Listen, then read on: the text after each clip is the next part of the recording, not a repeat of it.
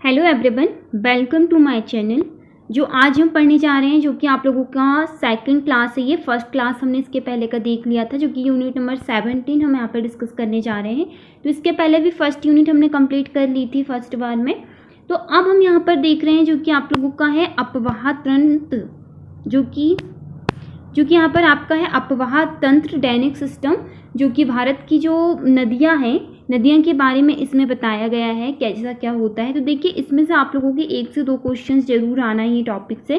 तो ये टॉपिक को हम इसमें सारा कवर करेंगे। इसमें जितने भी इंपॉर्टेंट क्वेश्चंस हो सकेंगे हम सारे को डिस्कस करेंगे थ्योरी के साथ में। इसमें जो इंपॉर्टेंट पॉइंट होंगे MCQ के साथ में, वस्तुनिष्ठ प्रश्नों के साथ में मैं आपको बताती हुई चलूंगी। तो इसके पहले अगर आपने चैनल को सब्सक्राइब नहीं किया है तो चैनल को सब्सक्राइब कर दीजिएगा, ताकि ऐसी तरीके से आप लोगों की तैयारी होती रहे। तो चलिए, सबसे पहले आपको मुझे बताना पड़ेगा कि अपवाह तंत्र होता क्या है, उसके बाद ही अपवाह तंत्र के बारे में आप कुछ कर पाओगे। सबसे पहला पॉइंट आप लोगों का ये होना चाहिए एग्जाम में कि आप लोग अगर कुछ पढ़ रहे हैं, अब आपको अपवाह तंत्र के बारे में MCQ एग्जाम में देखने को मिलेंगे। अब देखिए, जो आप पढ़ रहे हैं जरूरी नहीं है आपके एग्जाम में वो ही चीज़ें बिल्कुल आप लोगों को दिखे, ऐसा तो बिल्कुल नहीं है। कोई वीडियो में भी अगर आप देखेंगे तो ये कोई नहीं बता सकता कि ये बिल्कुल आ ही जाएगा। लेकिन सबसे मेन टॉपिक ये होता है कि अगर आप अपवाह तंत्र के बारे में समझ जाएं कि अपवाह तंत्र क्या है, तो इससे रिलेटेड जो आपके वस्तुनिष्ठ प्रश्न एग्जाम में आएंगे तो एग्जैक्टली आप उसे कर जरूर सकेंगे, आपको समझ में जरूर आएगा कि ये तो मैंने पढ़ा है। ठीक है, तो देखिए MCQ, इसमें से 1 से 2 MCQ आपको एग्जाम में देखने को जरूर मिलेंगे। तो चलिए सबसे पहले समझते हैं अपवाह तंत्र। देखिए, यहाँ पर दिए गए हैं कि एक नदी और उसकी सहायक नदियों का वह नेटवर्क जो किसी क्षेत्र के पानी को इकट्ठा करके एक सामान्य आउटलेट की ओर ले जाता है। समझने का प्रयास कीजिएगा।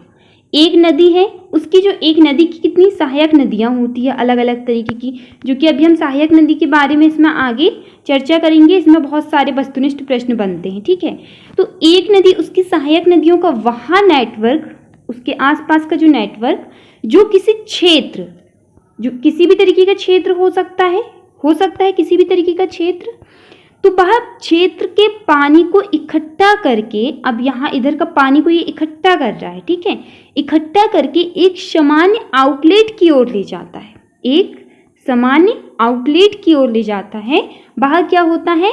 अपवाह तंत्र। क्या होता है? अपवाह तंत्र होता है। समझ में आया आपको? देखो, इसके कुछ पॉइंट को देखिएगा। अपवाह तंत्र को जल निकासी प्रणाली भी कहा जाता है। अब आपके एग्जाम में आ गया कि जल निकासी प्रणाली क्या है? नहीं पता। अपवाह तंत्र का दूसरा नाम भी जल निकासी प्रणाली है। ठीक है, जो कि भारत में अपवाह तंत्र को 2 मुख्य प्रणालियों में वर्गीकृत किया गया है, जो कि हिमालय नदियां, जिसमें सिंधु, गंगा और ब्रह्मपुत्र हो, और दूसरी है प्रायद्वीपीय नदियां, जिसमें प्रायद्वीपीय नदियों में क्या होती है?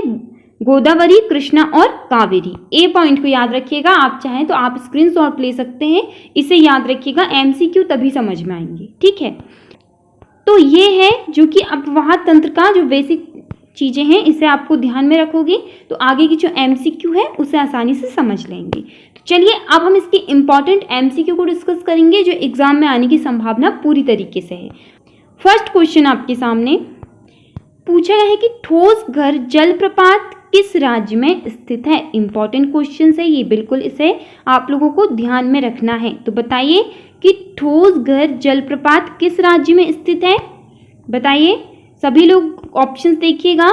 तो यहाँ है महाराष्ट्र में। कहाँ है? महाराष्ट्र में।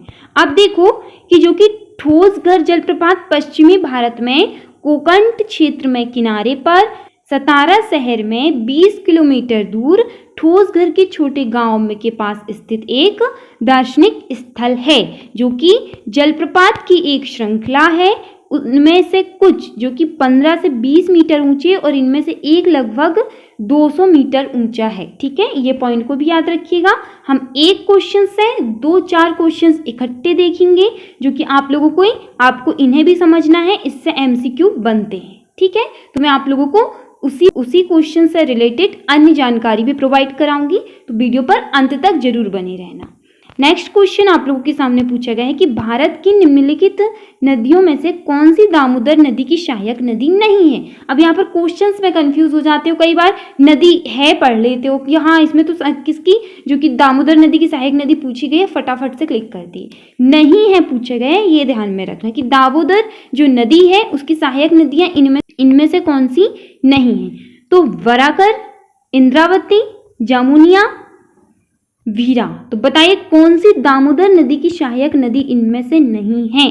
तो इनमें से जो नदी नहीं है वह है इंद्रावती नदी, जो कि दामोदर नदी की सहायक नदी नहीं है। ठीक है, अब इस पे ये जानो कि दामोदर की सहायक नदियां और उप सहायक नदियों में ये तो तीन चीजें तो है, इस पे सहायक नदी भी पूछ लिया जाएगा आप लोगों से कई बार, तो इससे ध्यान में रखना कि कोनार, बराकर, हायरो, बोकारो, उनिया, घड़िया, गुआया और वेरा शामिल है। इस पे से आपको ध्यान रखना है। सहायक नदी भी दामोदर नदी की पूछी जाती है एग्जाम में। दामोदर नदी की सबसे बड़ी जो सहायक नदी है वह है वराकर। कौन सी है? बराकर, जो कि आप लोगों से ये भी पूछा जाएगा कि दामोदर नदी की सबसे बड़ी सहायक नदी कौन सी है, तो ध्यान में रखिएगा वराकर है। कौन सी है? वराकर। बिल्कुल मैं बार बार दोहरा रही हूँ, ऐसी चीजों को भूलना नहीं है। उसके बाद इंद्रावती नदी गोदावरी नदी की एक सहायक नदी है। इंद्रावती नदी गोदावरी नदी की सहायक नदी है। ठीक है, देखिए उसके बाद में नेक्स्ट कि निम्न में से कौन सी नदी बंगाल की खाड़ी से नहीं मिलती। बंगाल की खाड़ी से नहीं मिलती, कौन सी नदी नहीं मिलती? जो कि है ताप्ती नदी। ताप्ती नदी जो कि बंगाल की खाड़ी से होकर नहीं गुजरती। ठीक है, नेक्स्ट क्वेश्चन देख लीजिएगा, इसमें कुछ एक्सप्लेन करने का नहीं है।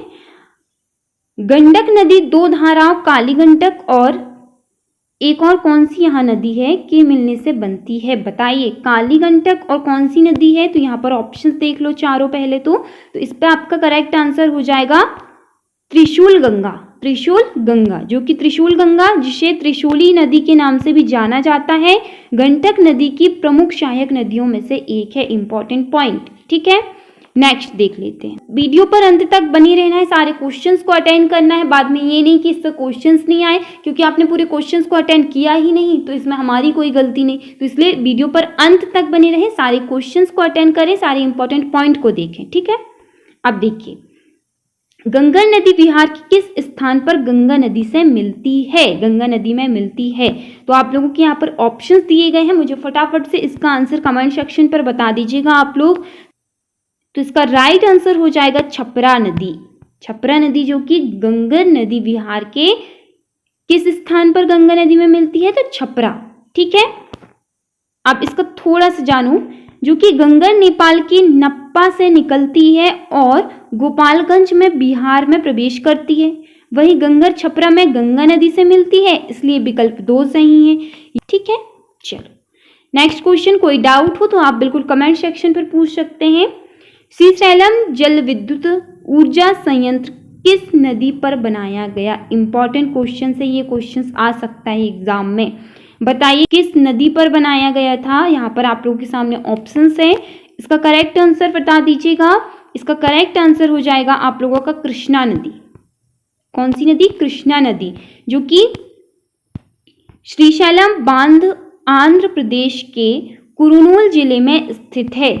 कहाँ स्थित है? कुरुनूल जिले में। कृष्णा नदी पर श्रीशैलम जल विद्युत परियोजना का निर्माण किया गया, जो कि श्रीशैलम परियोजना देश की 12वीं सबसे बड़ी जल विद्युत परियोजना है। कौन सी? 12वीं सबसे बड़ी जल विद्युत परियोजना है। बहुत इंपॉर्टेंट पॉइंट है ये भी। नेक्स्ट देख लीजिएगा। नेक्स्ट क्वेश्चन है कि निम्नलिखित में से कौन ब्रह्मपुत्र नदी की सहायक नदी नहीं है। कौन सी नदी नहीं है, इसमें से मुझे फटाफट से बता दीजिएगा। तो यहाँ पर आपका हो जाएगा टॉन्स। अब ये थोड़ा सा आपको लग रहा है तो इसकी यहाँ सहायक नदी नहीं है, जो कि इसके बारे में थोड़ा जानो कि टॉन्स नदी एक प्रमुख बारहमासी हिमालय नदी है, जो उत्तराखंड के गाढ़वाल संभाग से होकर बहती है और हिमाचल प्रदेश में स्पर्श करके जाती है। अब देखो इसके इंपॉर्टेंट पॉइंट, यहाँ यमुना नदी की सबसे बड़ी सहायक नदी है। अगर आपसे पूछा जाए कि यमुना नदी की सबसे बड़ी सहायक नदी कौन सी है, तो आप लोगों को बिल्कुल ध्यान में रखना है कि जो कि है आपकी टॉन्स। कौन सी? टॉन्स। याद रखिएगा। इसकी लंबाई कितनी है, तो इसकी लंबाई 148 किलोमीटर की है। वहीं इस नदी का उद्गम बंदरपुच पर्वत पर है। वही टॉन्स नदी उत्तराखंड में देहरादून शहर के पास कलसी के नीचे बहती है। बिल्कुल इंपॉर्टेंट, ये टॉन्स नदी के बारे में कई बार आया है, इसलिए मैंने ये पॉइंट को यहाँ पर आप लोगों को समझाया। ठीक है, नेक्स्ट क्वेश्चन कि सतलज नदी किस दर्जे से होकर भारत में प्रवेश करती है? तो किस दर्जे से होकर भारत में प्रवेश करती है? समतल नदी, बताइए। जो कि है आपकी शिपकीला। ठीक है, जो कि क्या होता है, समझो इसे थोड़ा सा। जो कि शिपकीला भारत तिब्बत सीमा पर एक पहाड़ी दर्जा और सीमा स्थान है, जिसमें समतल नदी शिपकीला दर्जे से होकर भारत में प्रवेश करती है। यहाँ हिमालय प्रदेश भारत और तिब्बत राज्य में किन्नौर जिलों में स्थित है। इंपॉर्टेंट, यहाँ दर्जा सिक्किम में नाथुला और उत्तराखंड के लिपुलेख के बाद तिब्बत के साथ व्यापार के लिए भारत की तीसरी सीमा स्थान है। बिल्कुल समझ लीजिएगा इन्हें भी। नेक्स्ट क्वेश्चन है कि भागीरथी नदी पर निर्मित टिहरी बांध निम्नलिखित में से किस राज्य में है? जो कि आप लोगों की जो भागीरथी नदी है, इसके बारे में भी कई बार आता है एग्जाम में, तो इन्हें बिल्कुल भी स्किप नहीं करें आप। तो इसका करेक्ट आंसर हो जाएगा उत्तराखंड में है यहाँ।